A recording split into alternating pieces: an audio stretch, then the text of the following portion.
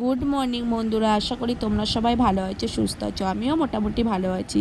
আজ আবারও চলে এলাম একটি মিনি ব্লগ নিয়ে।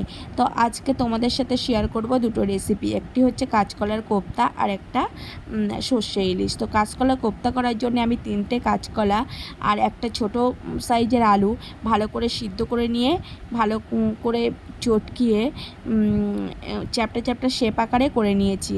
আর এদিকে কড়াইতে আমি তেল দিয়ে 5 ফোড়ন, তেজপাতা ফোড়ন দিয়ে আলু, টমেটো, একটু আদাও করে দিয়েছি, ওর মধ্যে দিয়ে আমি ভালো করে ভেজে নেবো। আর এদিকে কড়াইতে তেল বসিয়ে দিয়ে আমি কাঁচকলার কোপ্তাগুলোকে ভালো করে ভেজে নেব। তো আমার আলুগুলো ভাজা হয়ে গেছে। এর মধ্যে আমি জিরে গুঁড়ো, মরিচ গুঁড়ো, ধনে গুঁড়োও দিয়ে দিয়েছি। এবার আমি পরিমাণ মতো জল দিয়ে দেবো। আর এদিকে আমার কোপ্তাগুলোও ভাজা হয়ে গেছে। কোপ্তাগুলো দেখে মনে হচ্ছে শুধু খেয়ে নিই, চপের মতো।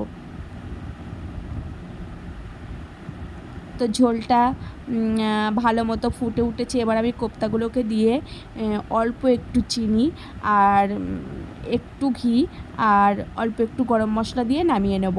আর করব সর্ষে ইলিশ। আর এদিকে মৌরলা মাছের মাছগুলোকে আমি ভাজা করব।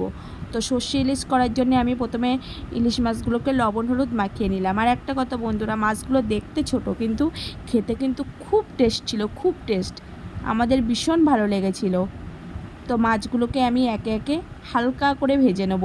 অনেকে আছে সর্ষে ইলিশ কাঁচা ইলিশ দিয়ে করে, কিন্তু আমরা আবার কাঁচা ইলিশটা খেতে পারি না, ওই জন্য এপিট ওপিট করে হালকা করে ভেজে নিই। তো আমার মাছগুলো ভাজা হয়ে গেছে।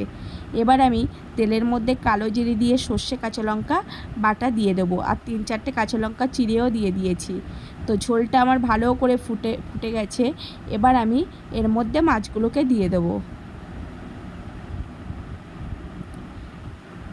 তো মাছগুলো দেওয়ার পরেও ভালো করে ফুটে গেছে। এবার আমি একটু সর্ষের তেল দিয়ে নামিয়ে নেব।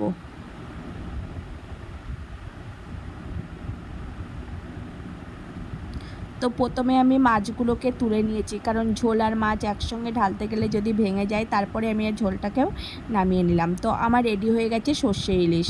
তারপরে বিকালবেলা বন্ধুরা একটু সাজুগুজু করেছিলাম রিলস বানানোর জন্যে। তো দেখো বন্ধুরা আমাকে কেমন লাগছে লেহেঙ্গা পরে। আর আমার ভিডিওগুলো তোমাদের কেমন লাগছে অবশ্যই কমেন্টে তোমরা জানিও। কোনো ভুল ত্রুটি হলে অবশ্যই তোমরা আমাকে বলো।